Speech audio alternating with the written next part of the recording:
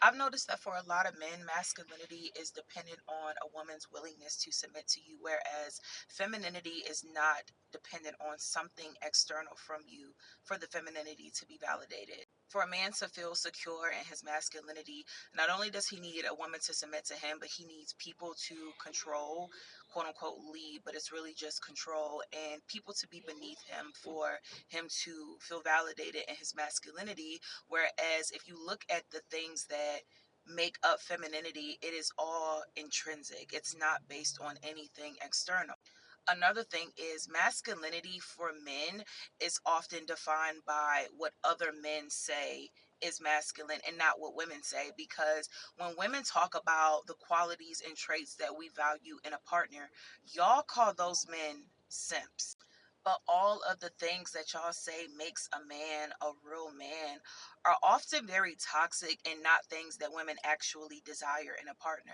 And you can tell in movies because when a man writes a male character for the female gaze, he is very different from a woman writing a male character for the female gaze, because women know what women actually lust after and desire in a partner.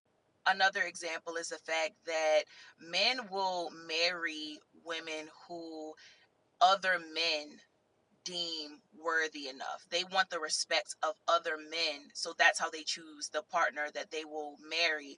But if you look at the women that they actually desire, the women that they follow on Instagram, the women that they have crushes on, they'll the reason why they don't marry those women is because other men will look down on them and feel like though they are weak or they're simps for marrying a woman who is sexually promiscuous or whatever the case may be, a sovereign woman. So that shit there, no can do, guys. All right, bitch, you going too far. No can do. Well, sis, I'm sorry to bust your bubble, but as a man, we're supposed to lead. As a man, that's our job. And as a man, we see what happens when we allow other women to lead, right? As a man, we see what happens when men aren't leading. What do women say?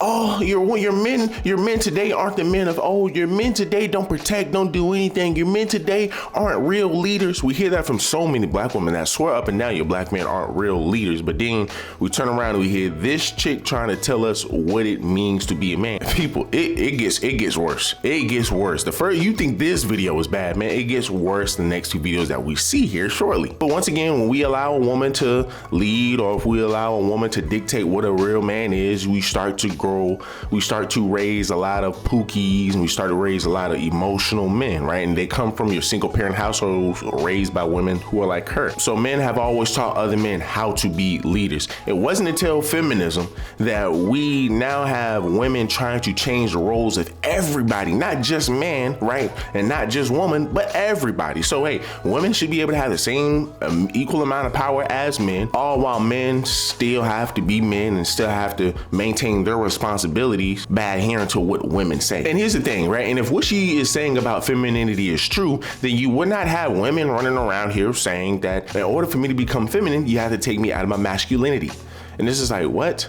Or my masculine era, or whatever they freaking say. So men have to take, so you don't even come feminine, you have to come masculine, and I have to take you out of that. Whereas men, we have to come masculine, and if we don't, then immediately we're already shunned. Once again, I don't see men given the same prerequisites other than just be a feminine woman. Just be a feminine woman. But see, no man is rolling up to no woman like this chick and going to say, hey, well, in order for me to be, very masculine, you have to take me out of my femininity. You're going to be sitting there like, bro, nobody wants to deal with a guy like this. And somebody like her will jump on TikTok and talk about how weak your men are today, even though she is marrying a weak man. And the reason nobody cares about her idea of a man is because she's dealing with a weak man, because we see her mindset, right? So of course you go over here, you go get a weak man to validate your points.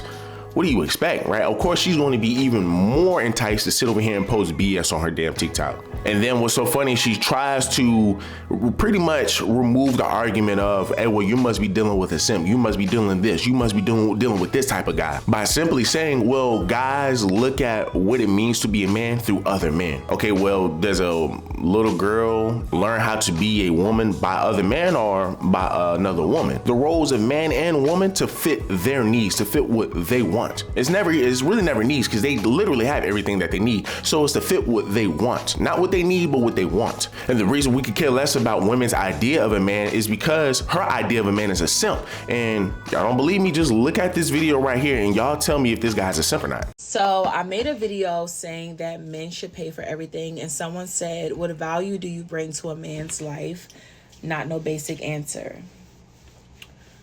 The value that my fiance brings to my life is, I can't put it into words. I can't put a numeric value on it. It's beyond all of that. But there's a level of balance in my life while being with her. She is completely independent. She is her own woman. And for me, that is what I need. I need someone who's going to push me forward. I don't like these questions because it diminishes what a woman's real value is. I don't need her to cook. I don't need her to clean. I don't need her to pay bills. I just need my woman to know what she wants to do with her life, and that's going to motivate me to do better. Being with you has elevated me. That's the value you bring to my life. So fuck this question, fuck Trey, fuck TikTok. I'm sick of this dumb ass shit, and I'm tired of being politically correct. It's fucking annoying that I have to get on here and explain what value you bring to my life. It's fucking stupid.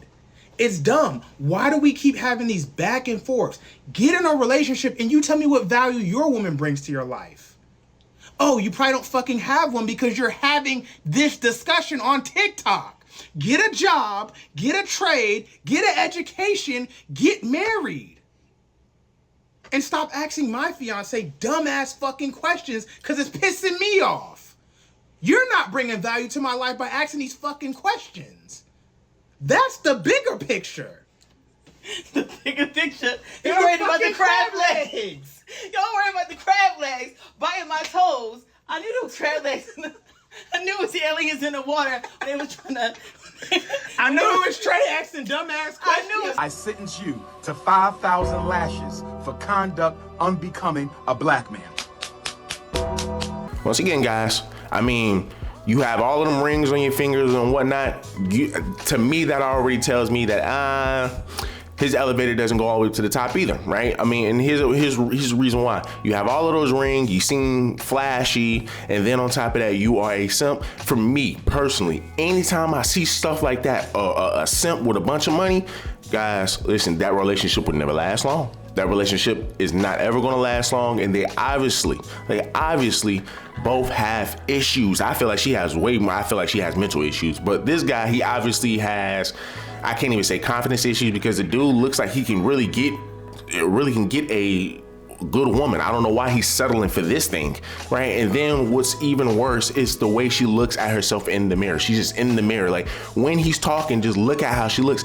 That is somebody, man, who has mannerisms of a narcissist, somebody who has mannerisms of of a person who think very, very highly of themselves. And it's nothing wrong to think highly of yourself, but it comes down to a point where it's like, okay, this is delusional. Okay, hold on. Well, see, this is your view of life, and life does not work that way. That's somebody who has the mannerisms and somebody who has a mindset of a mentally ill narcissist. I'm just keeping it being. I mean, eyes far apart, can't even look in the damn camera, but this is what the guys want to settle with. Like I said, I just see red flags all over this video. But hey, let me go ahead and really put down the foundation of how this relationship is running and is going to run. Because here's the thing, he has no leverage. She will say he does have leverage, right? Only the leverage that she is willing to give him. Because the second he starts to say, okay, well, hold on, see, as a man, I just can't agree with that. Guess what she's going to say? Well, see, you're over here listening to other guys. See, no, you just need to be listening to your wife. And we already know who runs that relationship. The wife. The wife literally runs the relationship. You don't believe me? Check out this video. So I was having a conversation a few days ago with my father-in-law and my fiance about women taking man's last name when they get married, because I won't be taking my fiance's last name. He'll actually be taking mine, but he'll be hyphenating it. And oftentimes when I have this conversation with men about why it's so important for the woman to take their name, they always bring up this word legacy. And I think that a lot of people do not know the difference between legacy and lineage. Truth be told, a lot of men do not have a quote unquote legacy to pass on to women. But what they're really trying to say is their lineage that they're passing on. But the analogy that I gave my father-in-law was about a painting. I said, we were talking about the contribution that men make to the reproductive process. And when we think of a painting, because he's just like, oh, like, obviously you wouldn't have the baby without the sperm, obviously, right? But what men contribute to the process of having a child is very small in comparison to what women contribute. And the best analogy is the painting analogy. So if you go to a gallery or you look at any beautiful painting, yeah, obviously you needed paint to paint that painting, but nobody gives about the paint. You care about the person who painted the image. Because the conversation came up about children, he's like, oh, so like, whose last name are the children are going to have? I said, they're going to have my last name because they came out of my body. And I mean, technically it'll be my husband's last name as well because he's hyphenating it. So he'll have his last name as well as my last name. But again, back to the painting analogy, because men are always like, oh, like without my sperm, like obviously, but we have the egg, and then the sperm is like, once that's done, that's literally all you contributed to the process of having a child. The women are the ones in our womb growing the eyes, the fingernails, the feet, the bones, and then going through the process of birthing that child and then using our breasts to feed the child. Way larger of a contribution to childbirth. So that's just one of the reasons I believe that it is the woman's name that should be passed down. I'm just itching for a matriarchy to come back, because before the rise of religion and the rise of patriarchy, it was the woman's last name that was passed down through the daughter, and assets and money and things like that, it was passed down through the daughter and not the son. And that's how it should be, because if we want to go back to lineage, a baby that came out of a woman, like, I just cannot fathom going through the entire process of being pregnant and having a child, and then that baby coming out and I put someone else's name on it. Actually,